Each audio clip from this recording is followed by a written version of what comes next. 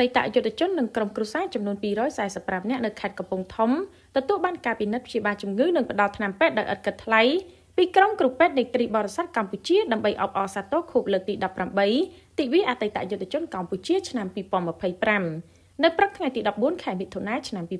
2025ដោយមានសំណូមពរពីអតីតយុទ្ធជននិងក្រុមគ្រួសារដែលមានជំងឺនិងមានជីវភាពលំបាកខ្វះខាតចំនួន245នាក់តាមរយៈឧត្តមសេនីយ៍តូសំសុនមេបញ្ជាការតំបន់ប្រតិបត្តិការសឹករងប្រធានសមាគមអតីតយុទ្ធជនកម្ពុជាខេត្តកំពង់ធំក្រុមគ្រូពេទ្យនៃគ្រីបរិស័ទកម្ពុជាមួយពួកជំនុំសេរីភាពព្រះគម្ពីរបាប់តិចពីក្រុមបណ្ឌកិច្ចព្រះពររួមសហការជាមួយក្រុមគ្រូពេទ្យនៃបញ្ជាការដ្ឋានតំបន់ប្រតិបត្តិការសឹករងកំពង់ធំបានទៅពិនិត្យព្យាបាលជំងឺនិងផ្ដល់ថ្នាំពេទ្យព្រមទាំងវ៉ែនតាជូនដល់អតីតយុទ្ធជននិងក្រុមគ្រួសារដោយឥតគិតថ្លៃដែលពិធីនេះប្រព្រឹត្តទៅលើទីតាំងដីសម្បត្តិសង្គមគិច្ចសម្រាប់អតីតយុទ្ធជននៅឃុំក្រយាស្រុកសន្ទុកខេត្តកំពង់ធំស្ថិតក្រោមអធិបតីភាពឧត្តមសេនីយ៍តូសំសុនមេបញ្ជាការតំបន់ប្រតិបត្តិការសឹករងនិងជាប្រធានសមាគមអតីតយុទ្ធជនកម្ពុជាខេត្តកំពង់ធំលោកសឿនស៊ីហុកតំណាងក្រុមជំនុំសេរីភាពព្រះគម្ពីរបាប់តិច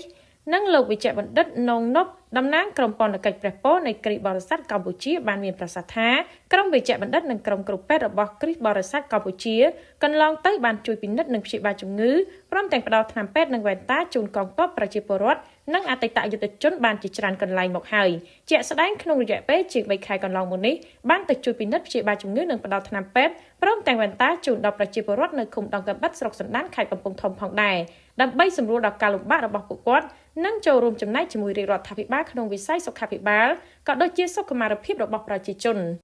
ឧត្តមសេនីយ៍តូសំសុនក្នុងនាមតំណាងឲ្យអតីតយុទ្ធជននិងក្រុមគ្រួសារដែលបានអញ្ជើញមកព្យាបាលជំងឺទាំង245នាក់នៅក្នុងពិធីអបអរសាទរខួបលើកទី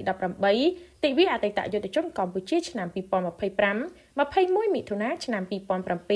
21មិថុនាឆ្នាំ2025នេះពេលនេះសូមថ្លែងអំណរគុណដល់ជ្រាលជ្រៅជាទីបំផុតចំពោះក្រុមគ្រូពេទ្យស្ម័គ្រចិត្តនៃគ្រីស្ទបរិស័ទកម្ពុជាដែលបានអញ្ជើញមកពិនិត្យនិងព្យាបាលជំងឺជូនពួកគាត់តាមសំណូមពររបស់អតីតយុទ្ធជនរួមជាមួយគណៈកម្មាធិការសមាគមអតីតយុទ្ធជនកម្ពុជាខេត្តកំពង់ធំ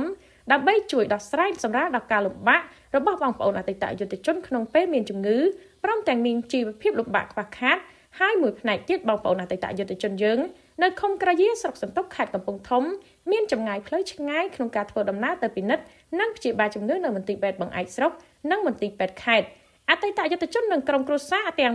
245នាក់បានថ្លែងអំណរគុណដល់ជ្រាលជ្រៅជាទីបំផុតចំពោះឧត្តមសេនីយ៍តូសំសុនប្រធានសមាគមអតីតយុទ្ធជនកម្ពុជាខេត្តកំពង់ធំព្រមទាំងសហការីនិងក្រុមគ្រូពេទ្យស្ម័គ្រចិត្តនៃគ្រីស្ទបរិស័ទកម្ពុជាដែលបានលះបង់កម្លាំងកាយចិត្តសម្ភារៈនិងថ្នាំពេទ្យសម្រាប់ព្យាបាលជំងឺជូនពួកគាត់នៅពេលនេះនិងសូមជូនពរសូមព្រះប្រទានពរសូមឲ្យទទួលបាននូវសេចក្តីសុខសេចក្តីចម្រើននិងជោគជ័យគ្រប់ភារកិច្ចនាងខ្ញុំឈុំឆេងហោះធ្វើសេចក្តីរាយការណ៍